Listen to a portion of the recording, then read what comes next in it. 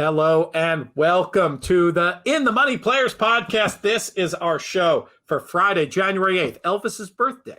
I said that yesterday on the Stronach show and then forgot it already what day it was. That's the kind of January I'm having. I'm sure a lot of you can relate, but we've got a great show for you today. Going to be looking at racing on each coast, starting off in New York and then heading our way out to our friends at Santa Anita. And to kick things off, we're going to bring in a man, I'm going to describe him as a regular visitor on these shows. When we agree, typically good things happen. You know, past performance is no guarantee of future results, but I'm hoping that we can keep the good momentum going that we've been building. And I'm talking about a guy who you've seen on these airwaves. You're going to be seeing a lot more from him if you're an In the Money Plus member. I'm talking about Matt Vagvolgyi. Matt, how are you today? Doing great, Pete. How are you? Happy New Year. And I'm sure just like myself and everyone on the planet, happy that 2020 is over. Yes, 2020 is over. 2021 hasn't exactly started off with the way back towards normalcy as perhaps we were hoping. But, you know, it's a long year. Yeah. And at least in horse racing terms, we've got a lot to look forward to this weekend and beyond. Pegasus coming up. Before we dive into the Aqueduct Late Pick 5 on Saturday, for folks who didn't see the free preview last weekend, give a little bit of a description of the written content you're going to be providing every weekend for In the Money Plus subscribers. And I should mention, if you're interested in signing up for In the Money Plus, the best link to get there, inthemoneypodcast.com/plus. But what will you have cooking this weekend and going forward? So the idea of what I'm going to be putting forward is basically a big part of my handicapping process, right? Where I'm looking to define different angles, different statistics, using technology to my benefit, where I scan every track that's out there for a given day, or in this case, looking at the weekend, and just looking to find horses that fit, whether it's, current, whether it's something historically more evergreen type of angle. And then I look to drill down. For me, that part of the process of like identify and react out, right? Identify a horse and then look to see where it fits, what type of sequence it's in. But that's going to be the real gist. It's not going to be, a quota of horses every weekend, but I'm going to look at races across the country, Saturday and Sunday. I'll bring up horses that I really do like and concentrate on the statistical side, angle side, and really go in depth with in the money percentages, win percentages, ROIs, all those different things where I think it's just a great complement to everything else that's going to happen on In the Money Plus, and even just on the network as well. Just a lot of the evergreen handicapping discussion like we'll do today. This will be more on the statistical side of things, and a good complement, I think, to your weekend of betting. What I like about this, when we did the Breeders' Cup preview, and when I've published the stuff in the UK on attheraces.com that has your work, we've had a couple of people say, well, what's the best way to use this information? So what I like about this is it's pointing out specific horses while still trying to show the methodology behind it. So if folks want to go hunt for their own stats on Stats, Race Lens, or Formulator, you're showing them a way to think about the world. But also, let's face it, some people listening, some people viewing, they're more interested in, well, who should I bet? And so now I feel like this is the right way to combine, well, who should I bet without just without being a tout sheet. I feel like the stuff that you're going to be writing for In the Money Plus, it can help you find winners today, and it can help you find winners in the future as well. I would imagine that's part of what went into your thought process with coming up with this format. Yeah, absolutely. There's one thing I always tell people: I'll never be a part of just putting a number out there, right? And just saying, this is who I like. This does create that context around it. Yes, it is identifying horses that I do like that fit certain criteria, but it's more about the criteria, getting you to think a little bit more, maybe different pace angles at a particular track, or maybe different types of horses on different surfaces, that sort of thing. So something that you can carry forward. But also, I just think it gets you maybe to think a little bit differently. And honestly, you may look at it and say, man, I don't agree with it. I like this horse a lot better. I'm going to go in that direction. So the whole idea is to get you to think a little bit different. It really does go through my kind of process through horse racing, even in my career, of using data to my advantage, but not making it ultimately my final decision, right? So to really combine both of those worlds together, I think it's an invaluable advantage. And especially if you're diving into the contest world, I can't recommend it more, because NHC style, Breeders' Cup, whatever the case may be, it helps you focus more. It helps you use your brain energy just a lot more efficient on horses or plays that I think could benefit you rather than trying to use that equally amongst the entire card. So that's really the kind of the idea behind it. Try to find the right ponds to fish in. That's what I'm hearing. And it's reminding me very much. I don't know if you had a chance to listen yet, but the show I did with Jake Jacobs earlier in the week, where he uses his race figures to point him to horses who he knows are, from his flow figures, are better or worse than the bear form suggests. And then it's a question of going through those races in detail and figuring out if they fit. Sounds to me like you're really talking about using stats in the same way. They can point you in a direction, and then the human side of handicapping takes it the rest of the way. Yeah, absolutely. That's a great example. I did happen to catch the show, which was really interesting. Of course, being on the statistical side of things, I really did enjoy. I know some people might kind of get a headache listening to it, but again, I think what's important there, though, and I would recommend going to listen to that show, of just introducing you to that side and that process has helped me tremendously. Again, I just think it's another resource. It's a way to look at things a little bit differently. But you're right. There's times I land on some of my favorite angles, and then I look at the field and say, no, it's too far off the pace, or someone will control the pace up front, that sort of thing, and I'll get off that. It's hard to do that. It's hard, and that's why I say, don't turn discipline into stupidity, right? Don't be disciplined. The fact that you like that horse, you narrowed it down, you get to the race, and a horse you expected to be 5-1 is 9-5, right? You got to get off that horse. Sometimes that's hard. Don't go to that angle of saying, I put in all this work, I've got to bet this horse, I got to play it this way. So it's a way to kind of guide you in the right direction, and then just focus and see if that horse fits. If it does, great, build plays around it. If not, move on to the next. That's the best part about horse racing. It's the best part about sports betting, et cetera, is you don't have to play every hand, right? You don't have to play every single race. So for me, once you learn that, you focus in on horses and kind of build out your plays from there. I think you'll see the ROI and success really start to go up. So many ideas to follow up on out of what you were just saying. One, that key idea that we don't have an ante. So that's a club we have in our bag, that ability to pass races. The Mike Maloney phrase pops into mind. If you're not passing winners, you're betting too many races. That's one that I have really learned the hard way over the year. But then it's also just to follow up on the idea that you can be in between the two poles too. You can still find ways. A horse that maybe the stat throws up that you don't love in the race is still a horse you can end up including in a spread if there's something else in a horizontal sequence that you like, or a horse you can include with another horse in that race that you like, that you happen to know is an overlay. There's a lot of layers and a lot of complexity to it, but I think players would do well to understand a bit more about the way you're looking at the handicapping world, and you get those insights for free right here on the podcast. But if you want to take it to the next level and drill down a little bit more, you can check out In the Money Plus, inthemoneypodcast.com/plus for more of Matt's specific thoughts this weekend and a bunch of coming weekends. We're going to hopefully do some fun stuff for Pegasus too over on In the Money Plus. Got to get my head together on that. That date is drawing very, very near. But today we're here to talk about the late pick 5 on January 9th at the Big A. Kicks off with a New York bred allowance race that goes as race number 5, 2:20 post time. And Matt, we'll start off with you. What did you come up with here? I'm going to take a little bit of a shot anyway. I'm going to start off with the 6 Loon Lake. And again, starting from a pace perspective, my pace figures are in line with time form. Does have this horse, out on the lead, controlling the pace. So I think it could step out, get control. I do like the way that Cancel's been riding aggressively and also doing very well in the last 30 days. Now, I get it. You may look at it and say, well, a lot of the best form for this horse is at Finger Lakes, right? And looking at that last race, yeah, it wasn't great, right? It's not a great performance. I'm willing to give a pass here, again, just based on controlling the front end. And I do think you'll get around that morning line or maybe even higher, because I do think the horse to beat, the number 2, which is Violent Point, I think is the horse to beat. I think if you look at that last race at Aqueduct on December 20th, I think it's almost a carbon copy of today. I think sits very close to the lead and takes over late. Again, I think is the class of the field, and certainly is going to be difficult to beat. Some nice races on the turf prior as well. Those would be the top 2 horses that I would look at.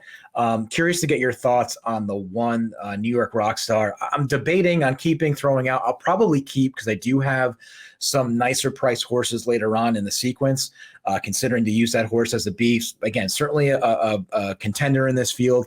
And then I thought the other interesting horse there was the 3 Flush. Again, if you look back deep in form, certainly some races that could beat this field.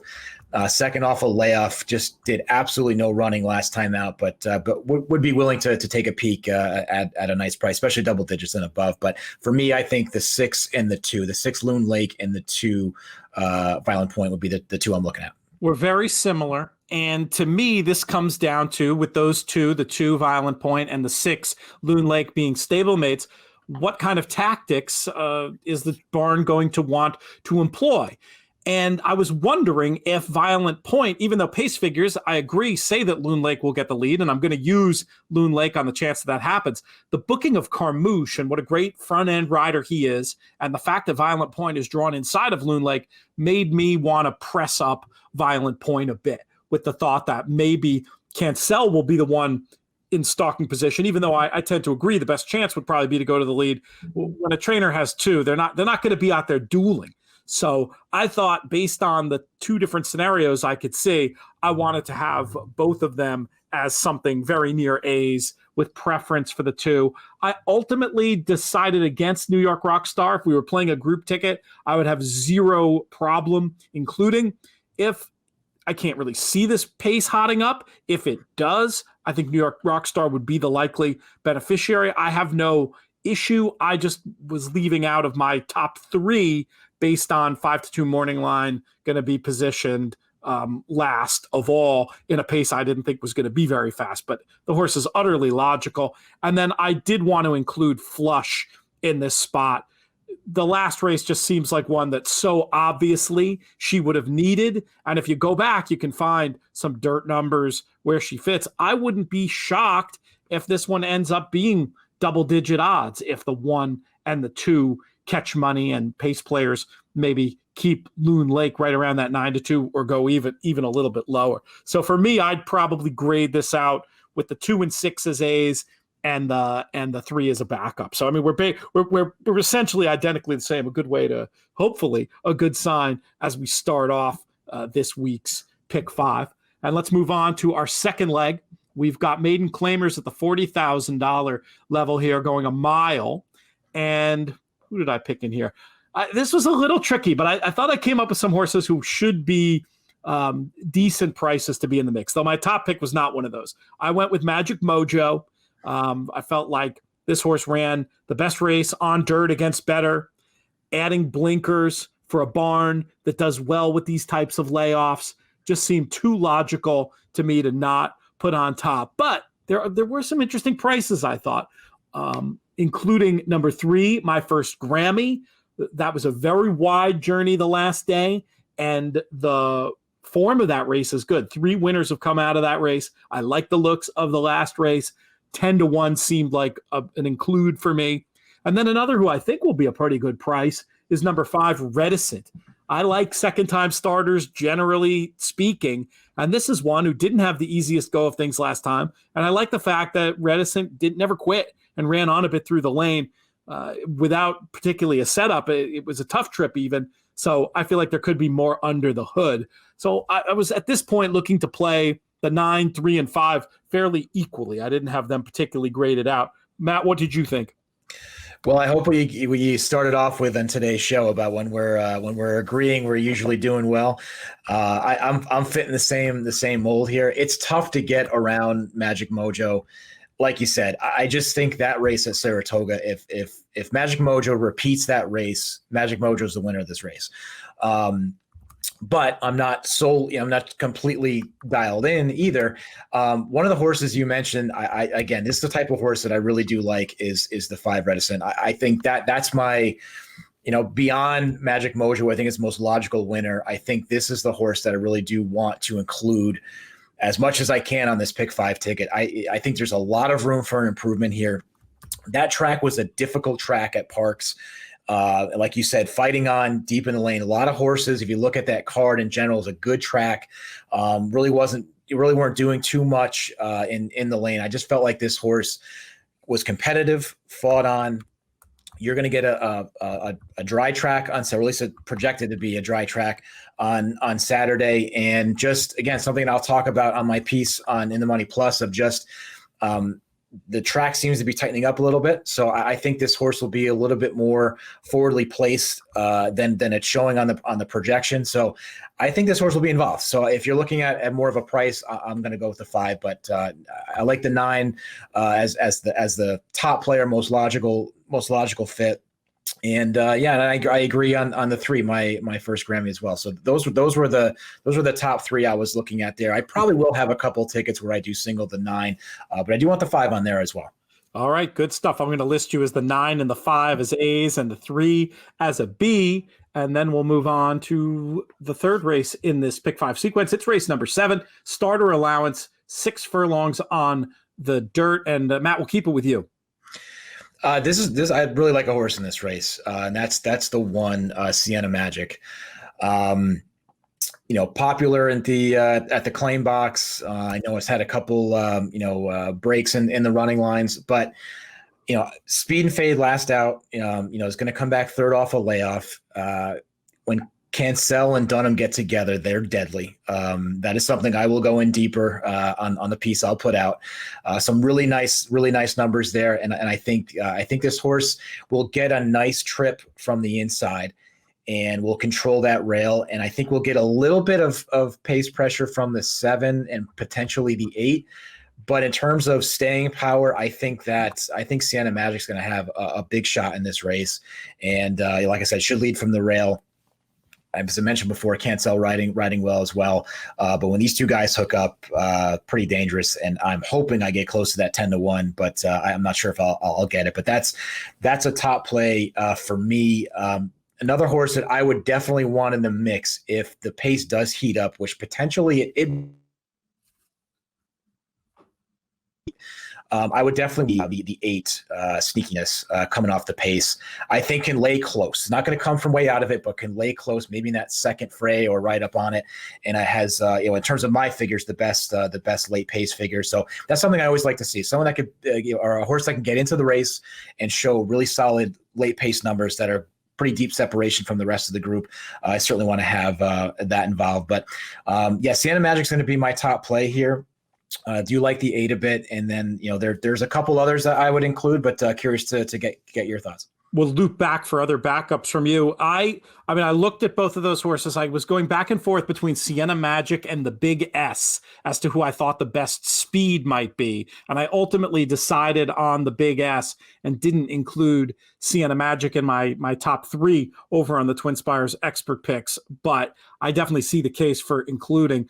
For me, the Big S, I just thought looking at the overall body of work had that chance to be the best speed coming out of the race at Churchill. It was, it's not a huge class drop, but this horse had been proven at the allowance level, and I was thinking might just be a little bit better than Sienna Magic up top, though, of course, prices are going to compensate for that as well. There were a couple others I wanted to use, including Beaver Creek, who I thought was just a progressive type that has shown some finish, adding blinkers, second time off the layoff, just looked too logical from a sit and pounce trip type of a perspective. And then a horse that I had trouble with, but ultimately decided to use was number 9, Much Trouble. Maker so good with surface switches. This horse does have old dirt races that fit with this group. And then you're looking at a runner off the impossible layoff last time on turf, setting fast fractions, just had every license to get tired. So I was just thinking Much Trouble had to run better. I was a little bit put off by the fact that on the pace projector, despite contesting the pace last time on turf, in this dirt race, Much Trouble projected to be out the back. And that's why I didn't make higher, even though I really generally do like those flow upgrade type runners second time off the layoff. This one, though, I certainly wasn't going to let beat me and was going to leave in there. But I had trouble with this race. What else did you want to do in terms of backups?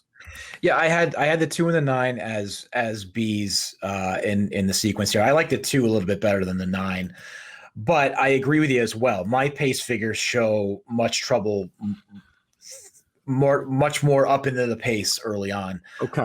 Than as far back. So again, as like you, I'm a fan of Timeform's pace projector, and sometimes it's so right it's scary. But looking at my numbers, there's pretty big difference here. I do expect this horse to be up on it or in the early going. I do like the old dirt form. Again, it's a bit of a coin flip, but you might get the price though. I think I always try to think of it through the lens of the mass public, and they may look at it and say, well, I don't know. I don't see much in terms of the turf races are decent coming off second off a long layoff. I don't know. I'd like to go elsewhere. I think there's better options elsewhere. So you might get a decent price there. But those were the 2, I would say, main backups, and was curious if you've given any look to the 5. There's a Storm Brewing. I just don't know if this horse can really compete at this level. Has shown it was a decent race at Aqueduct early December, but I'm not sure if this horse can compete with this group today. But I certainly can think can at least be a factor, and one I have a question mark next to of whether or not to include. But for me, I like the 1 and the 8 as top plays. The 1 being my top play. That's probably the horse I'm going to bet the most on Saturday, and then the 9 and the 2 as primary backups. I was going to lean against There's a Storm Brewing the 5 based on the fact that I felt like that was a pretty good trip last time and just got beaten by 2 of these. If I was going to make this a full-on spread race and was going to be using, I feel like if you're going to use There's a Storm Brewing, you pretty much should be using Sneakiness and Jake Rocks too. Now, granted, for you as somebody who likes Sneakiness, that might make more sense. But for me, I was going to let the 5 beat me in this spot. It sounds like at the end of the day, that's where you landed as well. Yeah, especially with the 8 Sneakiness having such good finish. That's where I really don't think that the 5 can be as competitive in this field as I think. So again, I would say I'm probably leaning towards tossing, but I just thought that was one that was interesting. It had some form that might be able to compete. But yeah, I think you have a lot of different directions here. As based on our conversation, I think you can find a lot of different spots. So could mean a good price. And I'm definitely going to include Sneakiness as at least a B in this spot. I think you make a good point about being able to get a trip in the first flight and having that finish. That can be very useful in a spot like this. Let's talk about race 8, the 4th leg in this pick 5. We're back in the New York bred allowance ranks this time. And I went with number 8, Miss Jimmy, just a super game runner who I thought could be the best one late in a race that had plenty of speed. I felt like the 3, my Roxy Girl, was very usable, not helped by the start last time.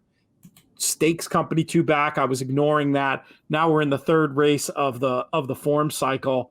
And then I guess the one you really have to decide what you want to do with in this spot is number 7, Ruvy's in Time. Freaked in speed figure terms last time out, should get a good trip once again, but the more I looked at that last race, I was wondering if this was a classic. Last time was the time. Horses like this I'll tend to use more as B's with my stronger opinions elsewhere. I don't want to stand in front of the train if that last race represented a new level of ability for her, but I'm not going to key my day around her either. So that's how I wanted to try to get out of this one with the 8 and the 3 and the 7 as a backup. What did you think? I had the 8 and the 7 as I would say equals, or at least I'm going to use those 2 as A's for this. You alluded to kind of both reasonings as to why I would use both. And again, it plays into just profiling Aqueduct in terms of this track. And I'm not concerned with the 1 Forgotten Hero, who I think is going to try to get the lead early. At this level, this horse has proven to pack it up late, and I expect the same. So I'm not concerned with the 1. I think it's just pretty much cheap speed. So I think, again, the set in terms of quality speed on the front end, that's where I do look at Ruvies in time. Again, I'm not thrilled and running to the cutting in line to bet this horse, but just based upon what I'm seeing, based upon the numbers that I'm seeing, that front end speed, especially when you're looking at a horse like the 8 Miss Jimmy coming out of the clouds, so to speak, makes me a little nervous sprinting. So, but I would like to use both because potentially 7 can jump and want the lead, ties up with Forgotten Hero, the 1 that could put a nice pace duel up front, and you can see with the superior horse closing to me can close into anything, and that's Miss Jimmy. So those are the 2 horses I used kind of as equals. I did have my Roxy girl in there. There was a few other horses that I have question marks next to, but if you're looking at terms of plays of the pick 5, the 7 and the 8 are the 2 horses that I'm going to look to focus on. Front end speed to hang on, or if a pace duel gets hot up front, I want Miss Jimmy on the tickets. And you mentioned Miss Roxy Girl or My Roxy Girl as a possible backup. Anything at a price that you were interested in maybe throwing in for a penny on a backup line, or are the relevant numbers for you like me 8, 7, and 3? Yeah, it's a race that, as you go through, it's one of those like I want so badly to use Forgotten Hero at 15-1 and hope for 30-1. I just can't. I don't think this horse has really any staying power on the front end, but there's just a lot of horses that have knocks and you want to try to find a price. It's just difficult. I kept coming back to those 2 horses. And again, not to try to make it simple, but these are the races where I look at pace being such an impact, I think, in the ultimate conclusion of the race. I want a horse that I think has the talent to hold on the front end, and I want a horse that I think has the best late kick. So, not ultimately incredibly creative, but I think that's the way that I see the race here. Reading each other's mail in that spot, and that's a tactic I love in your horizontal betting, to try to have the best speed and the best closer. I talk about it all the time over on the Expert Picks, and we talk about it all the time here. Let's talk about leg E of this pick 5. It's race number 9 at the Big A, 14K claimers, 4 and up, going a mile on the dirt. Matt, how are we going to get paid? I'm looking at a little bit of a price here. Looking at the 8, Mind the Coin. We are really if we're testing our theory here. Right, exactly. All right, good. Again, I just think can sit close to a pretty hot pace. I think, stalking that fast pace has been successful for this horse in the past. I think has run against, especially the last 3 efforts, have certainly been better than this group. I'm not nervous about the 12 wheeling on the front end. I think might actually be a runoff on the front end. Not worried there. I just think it's a suspect field. I think sits in the right spot, getting some class relief, and a fast track should upgrade this horse. And I felt that Mind the Coin. If I get 8-1, I'll be betting in other fashions. But Mind the Coin is definitely my top play. Another interesting horse too, if it really does get hot up front. I kind of expected a moderate pace. Timeform has it as a fast pace. I think you've got to look at Economic Policy as a horse that's coming from off of it. I would say a similar group, if you go back to what was it back at Belmont in October, really came from out of it. Nice win by a couple of lengths there. So again, I think it's a similar race. I think if it gets hot up front, I think that's a horse. I know it's kind of the common theme of looking at different pace flows within the race, but I think that's a horse you definitely want to come off it. But also too has shown, this gelding can be up close too as well. So I think that kind of versatility, I would certainly move that horse up. But those are really the top 2 horses that I'm looking at. And then another one I would consider, I guess, curious to get your thoughts on the 2 True Believe. It's just, the dirt races haven't been tremendous, but you look at some of those synthetic efforts against the type of fields over at or up at Woodbine. I think this race could set up for a horse like this, and I love a horse with that kind of late close, laying close. So that's another horse that I would consider at a price. Same 3 runners, if you can believe that. I put Economic Policy on top. Just felt like being wide the last day. Ground loss mattered. You don't love betting back odds-on favorites, but this horse fits. And 6-1, I think, would offer value here. You made a great case for Mind That Coin. I don't have much to add. Just thought we'd get a great trip, and that this race might look a lot like the race 3 back, where he was victorious. And then, I didn't mind True Believe at all. This horse I felt like had meaningful trouble last time returning to dirt, and the previous dirt race was in the darn Prince of Wales. This is a whole other ball game. And a lot easier ball game for this one to play. I have no idea how good True Believe is, but definitely worth a shot. Double-digit odds for a barn that's been winning their fair share of races. I was just going to grade them out equally. I had you with the 8 and the 9 on the A line and the 2 on the B line. Does that reflect your opinion pretty well? Yeah, absolutely. Absolutely. And listen, I think this is going to be a great betting race in and of itself. I think the morning line, as usual, in New York, I think is spot on. I think you're going to see a 3.5 to 1 type favorite, I think, unless somebody falls in love or all the pundits come out and pick the same horse and the public piles on. But I don't. I see this being a very open odds board, and I think a great way to be alive and to cash out the pick 5 on Saturday. I like the sound of that, my friend. Godspeed to you. We'll check you out on In the Money Plus. We'll have you back on these airwaves very soon, and appreciate your help today. Awesome, Pete. Thanks for being, and looking forward to another good weekend of racing. Cheers, my friend. Next up on the show, we have the guy I like to call the usual co-host of these programs. He is back on the planet Texas, as you can see. No Lexus in sight.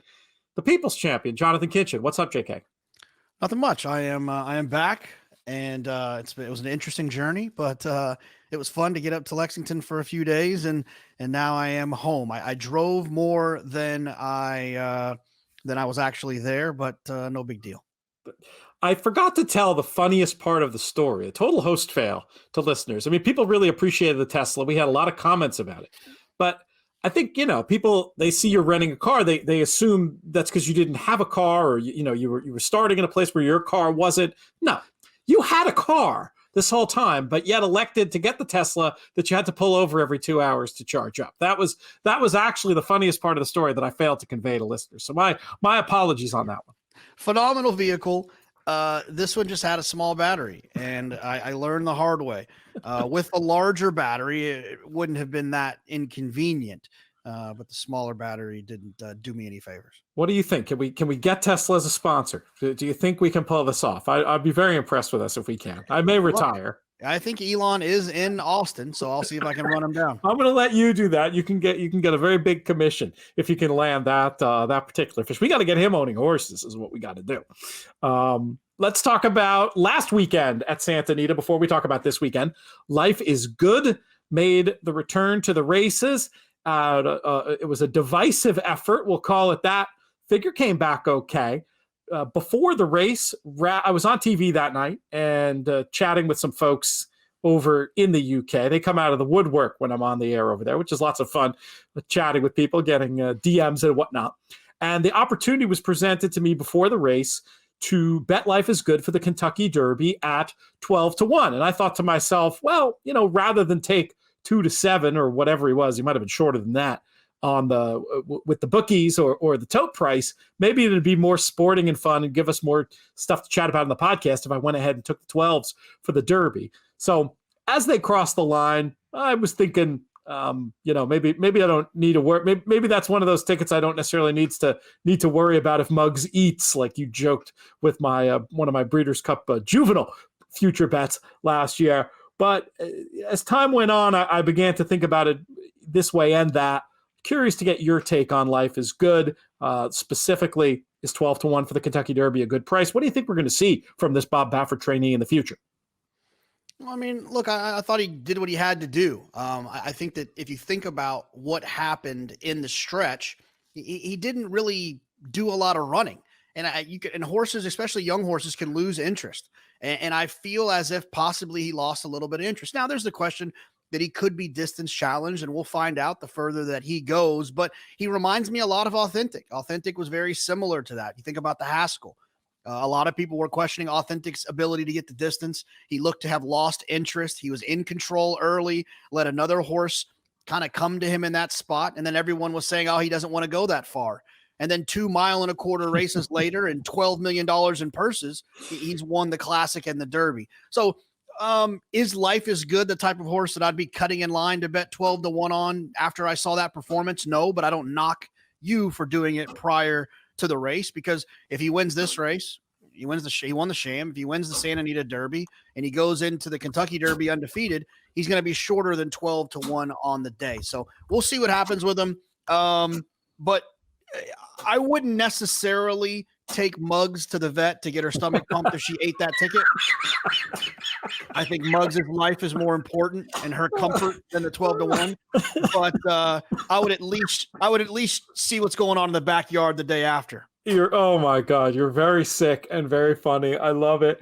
I should take a look and see what's happened to the price since. I haven't checked. My first thought was that the price would probably drift off that. After seeing the figure, though, 2 points, one on each side of the spectrum. On one level, I love your point about the Haskell. In many ways, the race was a carbon copy where, I mean, he was not, correct me if I'm wrong, the last 100 yards, it almost seemed like he was more being shown the whip than actually hit or urged, much like Authentic. It just didn't seem like he was really ever asked. Is that accurate? Yeah, I think we forget sometimes these are lightly raced horses and they're still trying to figure it out. We get excited about the Kentucky Derby and the 3-year-old trail. And so when we're watching these races, we're evaluating them like we do every race, every day. And there's a little bit still there to be learned. It's the first time going around 2 turns, first time running at Santa Anita. There's a lot going on. And we'll see if Bob Baffert can get it figured out. He has done so in the past, and I wouldn't be shocked if he did it again. The other observation I will make is a little bit more negative, which is just seeing the horse physically on TV, which granted isn't always the best way to do this. It really did look like a sprinter. But, you wouldn't have thought Authentic would have gone that far, like you said. I'm not, in any other trainer's hands, I'd feel way more negative than in Baffert's hands. The prices, as I'm looking at now, still plenty of 12-1 available for people in civilized places who can get these international odds. Co-favorite with essential quality. I have a feeling we'll be bringing out of the mothballs some other properties soon where we'll be having an opportunity to go a little bit more in-depth, do a little derby, buy, sell, hold, etc. But I did want to get your quick thoughts on Life is Good before we dove into this week's Pick 5 sequence on Saturday at Santa Anita. Have you noticed the pools they've been having in these Pick 5s, JK? They've really been doing extremely well. Yeah, it's been nice, big, full fields, and obviously it's got all to do with our friend Nate Newby. So we love to give him props. He's doing a great job. The racing out there has been top notch, and some more potentially good news. I heard a rumor that we might be 1 week away from the resumption of racing at Golden Gate. In which case, I don't know. We'll still probably do a lot of days. We can, just depend on what's going on, but hopefully we can do the late Pick 5 at Santa Anita and then just graft on those 2 Golden Gate races and cover the whole Golden Hour Pick 4 along with the Santa Anita late Pick 5. But no Golden Hour this week. Instead, we'll just talk about this late Pick 5. It starts with race number 6, scheduled post time, 5:35 Eastern. We're going 6.5 furlongs for 3-year-old maiden claimers, 50 down to 45.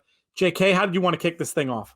Well, I think I want to start with a blanket statement. I just want to let listeners and viewers be aware when you're looking at these races, Santa Anita, Gulfstream, and other places around the country, those 2-year-olds who were not able to use Lasix now as 3-year-olds, a lot of them are now able to use them. So you'll see a lot of first-time Lasix and a lot of horses that are going to be running here at Santa Anita today, Friday, and also Saturday and Sunday. And I even noticed it at Gulfstream as well. So just make sure you take that into consideration when you're looking at your handicapping, is you're looking at horses that maybe took money on debut and maybe faded a little bit, and maybe the Lasix could see a little bit of an improvement for those horses that are maybe stretching out or trying to do something a little bit different. I landed on the 7. The Loot Is Mine is kind of my top choice in here. You get Peter Miller. You're getting a horse that took money, maiden special weight, now dropping into maiden claiming, getting that Lasix. He's kind of the outside most speed. The main competition, I think, is to the inside.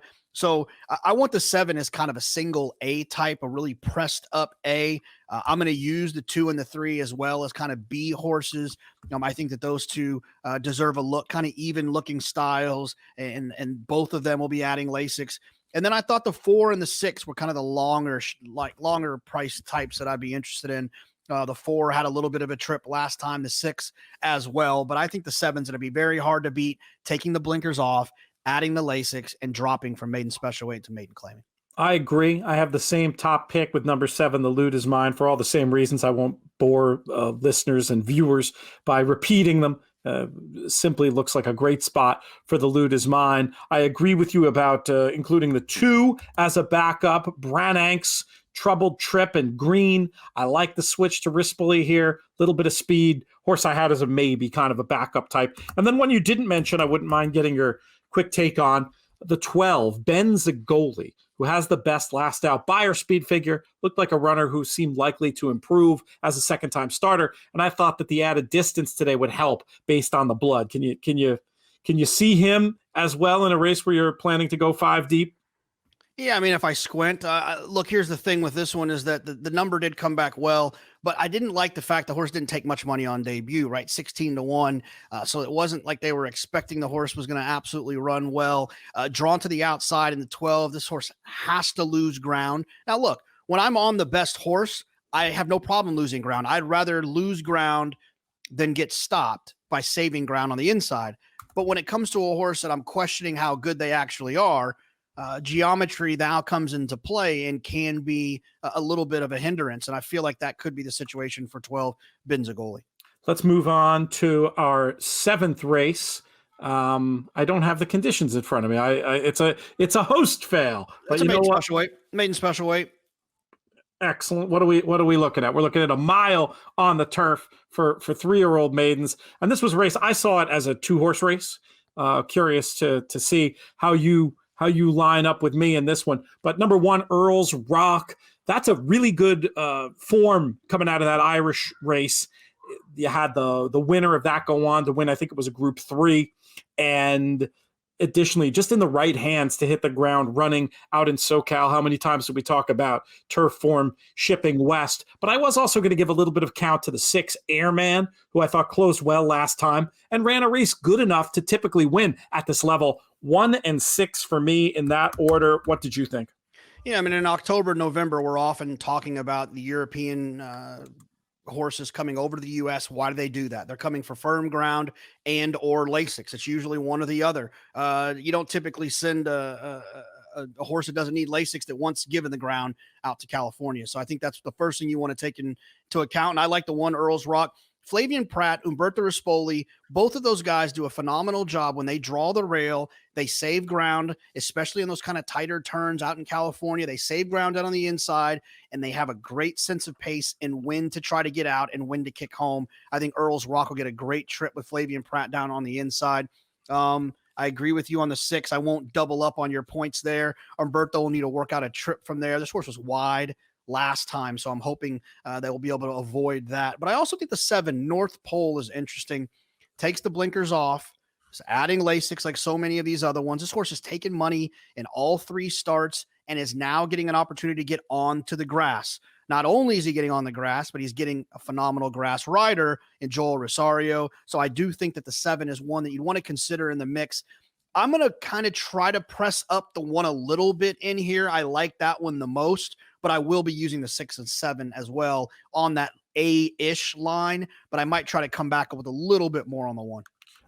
Great. I'll list the 1 first in your picks and the 6 and 7. I'm going to put them all in here as A's. Hey, the other day on Twitter, you don't have to answer this. You can dodge the question if you don't want. But, inquiring minds want to know. You subtweeted a jockey, or moreover, you subtweeted fans of a certain jockey on a certain circuit. I just assumed you were talking about Flavian Pratt based on some of the conversations we've had about him on this show. You're willing to give a little bit more insight into what you saw that made you send out that subtweet? Well, I mean, look, one of my new things to do on Twitter, which is fun, is I like to say cryptic things, and then I lay in bed and I say, if the shoe fits. To everybody, every response. If the shoe fits. That way I don't have to incriminate myself, but at the same time, if the shoe fits. So you're not giving us any more on this topic. I'm pleading the 5th. let's move on to race number 8, scheduled post time 6:35. The Grade 3 La Cañada Stakes, dirt, mile and a 16th, 4 and up, $200,000 in the pot. JK, who's going to take it? Man, look, I've been chasing this horse for a long time, and I'm not going to stop now, especially in a spot where I think will end up being the third choice. That's the 5 Saninas for Michael McCarthy. I remember talking to Michael McCarthy prior to the first race at Churchill, and he was excited. He thought the horse had a nice chance. I was not crazy about the ride from Rafael Bejarano that day. And then you come back in Churchill, the horse takes the lead. I felt like he waited too long to kind of engage there. Finite runs back. I think this horse still has a big race in her to offer. She's back home on the West Coast. Obviously, we gotta wonder if she's going to enjoy the racetrack, but I do like her the most in this spot, mostly because the 3 Fighting Mad, I think, was kind of a circumstantial good horse. I'm not sure how good she really is. I think you get her in the right scenario, she can kind of do some special things, but I don't see her as one who's going to kind of overcome adversity. And the 2 Hard Not to Love, another talented horse, but I think she prefers shorter distances. She's never really jumped up and had that wow performance going 2 turns. It typically is the 7 furlong, 1 turn variety. Will I be shocked if the 2 or the 3 win? No, not at all. But I think the value lie with Saninas, and I'm going to try to get that one involved. I'll use her as an A, and I'll use the other 2 as B horses. Makes sense. Now you say, tellingly, Fighting Mad maybe not going to do well with adversity. I just don't see what adversity she's going to have here. She looks loose as a goose to me. The recent workout looked very, very good. Now, granted, Baffert works typically do, but I was going to put Fighting Mad on top and go with Saninas as the backup. And I was against Hard Not to Love from a race flow point of view, and was going to attempt to stand against there. Do you give any of the ones at a longer price any count in this spot? No, the only one I really, I guess you could look at Message, but I just don't think she's fast enough. And I don't think you want to really consider that a longer price. Baffert horses are always going to be a click or 2 below what I feel like they should be in most situations. And so when you can beat them, you got to try to beat them. And she won, I'll try to beat. You keep talking like that, they're going to take your silver wig away. No, I'm a lifetime member. I'm good to go there. Santa Anita, race number 9, the La Cienega Stakes. This was one that I butchered one year almost as badly as the infamous Alcibiades line, but I look forward to getting to say it properly now. We're looking at a Grade 3 stake on the turf, going 6 furlongs for 4 and up. I'm boring. And it's my turn to go first anyway. And this is another one. I don't think we've argued about this runner quite as much as Finite over the years, but I know we've been on opposite sides of Jolie Olympica before, but I feel like this cutback is exactly what she wants. I think she's going to find herself with an absolutely great trip. And I just think she's going to take all the beating in this spot where the key rival, who I know you've liked in the past, Alexandra, just not sure if it's going to set up very well for her. Respect her as a horse, but I think this is going to be Jolie Olympica's day, and I was going to try to just get out with her. But what do you think, Jonathan? Yeah, Jolie Olympica, makes sense. So, she's done well going the 5.5 sprinting. She's also had some success. I believe she ran second to Rushing Fall, if I'm not mistaken, going the mile and a 16th, and then Ginny Wiley. So she's the 6 furlongs. It feels like should fit her. She's going to be forwardly placed, so on and so forth. But look, we can add to my tally of head to heads here. I'll take Alexandra. I loved her in the Breeders' Cup turf sprint. I like her in this spot. I think she'll appreciate the 6 furlongs. I like that both of them are drawn outside. You get Joel Rosario, who seems to time these turf sprints better than anyone else in the country. And I do feel like Jolie's going to run a little bit. I don't think that she's going to just kind of get out there and get to kind of have it her own way. And the nature of being drawn towards the outside, she'll be able to see what the other horses are doing. I don't even think she'll be on the lead. I think she'll be sitting second. And when they turn for home, I think that Alexandra will run by her. I think Lighthouse the 4-horse Lighthouse is another horse I think is going to be competitive in the spot as well. So look, I think that all 3 of them can win, but I like Alexandra the most. How should I grade them A's and B's? Is Alexandra your only A in the spot? No, I think you have to use Jolie Olympica as an A as well, and then use Lighthouse as a B. Okay, that makes perfect sense to me. And with that, we can move on to our nightcap here. the race that's going to determine where we're going out for dinner, as Harvey Pack used to like to say. Will it be here at Fancy Ciro's, or will it be with him and Andy Serling over at McDonald's? The dynamic still applies for many when it comes to the last race determining where dinner is going to be. We're looking at a $16,000 down to 12.5 non-winners of 2 lifetime claimer, 6 furlongs on the dirt. JK, how are we going to get paid? Well, first of all, that McDonald's in Saratoga does not serve you on foot. I want everyone to be aware of that. If you ever go to Saratoga and you happen to be out late and you feel like you need to eat something and you've made the responsible decision to not drive, they're not going to serve you on foot. So I just wanted everyone to be aware of that. Is this related to the fact that you tried to do this during a pandemic, or was this? No, this was 2 years ago. This was pre-pandemic. Okay, I'm glad to hear that. Yeah, and then so the move is you order an Uber, you get in the back of the Uber, and then, but whatever. Look, this is a tough race. You know, these lower level races can be a little bit tricky. You got horses coming, you got horses shipping in, you got horses dropping, you got horses that have tried the level that haven't gotten there. I thought the middle of this race is where it made the most sense. The 4 and the 5, the 4 Great Power had a nice pace, nice figure last time, was claimed at this level, comes back at the level. The 5 Astrologer had some big races back at Oaklawn, ran for 50, won for 75 at Oaklawn. Those $75,000 maiden claimers at Oaklawn were like basically maiden special weights. If you remember, Oaklawn was really the only show in town. So it was a very competitive meet. Horses were being aggressively placed. And the fact that this horse won for 75 shows that he has some talent. I would say that it's a little bit of a concern they've given up that quickly to now run for 16. But Ronus Racing, John Sadler, they seem to be the types that are realistic. And let's go ahead and get out of this. You know, let's get out. Let's get the horse claim for 16. Let's win the purse and go forward. But the drop is enough for me to keep the horse second. And then I thought the 7 Squala Toro was another one that made a little bit of sense. You'd expect that maybe second off of that break, you could kind of get that next jump up, has some nice races in the back and in the earlier part of the year. So 4, 5, 7 were the kind of the main ones for me. I would also use the 8 a little bit underneath as a B type, switching to Phil D'Amato's barn. Back to Phil D'Amato's barn. There you go. 4, 5, 7 as A's and the 8 as a B. I was with you on Astrologer. I mean, the idea of just trying to go 4 or 5 here makes a ton of sense to me. I went ahead and put Astrologer as the top pick for me. Just the first start as a gelding, dropping.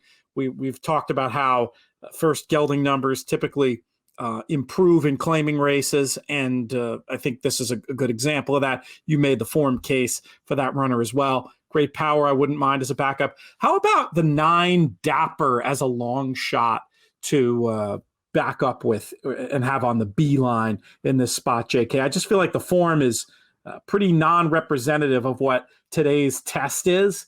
And I just felt like this one had at double-digit odds in a race that I found open beyond those top 2 made a little bit of sense. I was going to include that one on the B line as well. Yeah, I mean, you look at the race 3 back, the horse ran well that day. It feels like a very sharp give up. That would be the biggest issue that I have, is a very sharp give up. You know, adding the blinkers, cutting back. It smells like a bad situation, but at 12-1, I think that's an acceptable price to try to figure it out. That's what I was thinking. Not a horse I would be backing as the favorite, but hunting around for horses at big prices. This one made a lot of sense. There you go. That is the pick 5 at Santa Anita. We encourage everybody to take a look at the excellent racing out there. Hopefully we'll be back doing some golden hour stuff as well next weekend. Any closing thoughts from you, JK, as we wrap up this edition of the show? Not looking forward to another fun weekend. The Pegasus is around the corner, so that should be fun as well. And it feels like it's starting to feel like spring again. So get these 3-year-olds rolling and start thinking about that first Saturday in May. Fingers crossed, lots of content coming on the network in the next few weeks and months, new shows, etc. We'll have some more information about that next week. Hey, did you get your Billy Koch show dropped? Is it up and running there? No, I haven't done it yet. You haven't done your homework. I'll probably hold it till Monday at this point. Now that you might as well actually, and then that might dovetail well with some of the announcements we have anyway. Good plan. I like it. You're out of the doghouse. I appreciate it. Muggs said there wasn't room in there anyway. Okay. Thank you, JK. Thank you, Matt Vagvolgyi. Thank you to our producer, Craig Gorbanoff, DJ Unstable, running his first marathon tomorrow. Why he chose to do this in the dead of winter, I'm not exactly sure, but God bless him. Godspeed out there, producer Craig. We appreciate all that you do. We appreciate our founding partners at 10 Strike Racing and the Thoroughbred Retirement Foundation. It's a new season. We've had some listeners come through and make donations already. trfinc.org/players. We encourage you to do the same, help them get their year off to the kind of start they need to make their goals and continue to do the fine work that they do with both equines and humans. Most of all, want to thank all of you, the listeners, for making these shows so much fun to do, especially those of you supporting DRF Plus right off the bat. Check out the details in themoneypodcast.com/plus. This show's been a production of In the Money Media. Our business manager is Drew Coatney. Our chief creative officer is that guy, Jonathan Kitchen. I'm Peter Thomas Fornatel. May you win all your photos.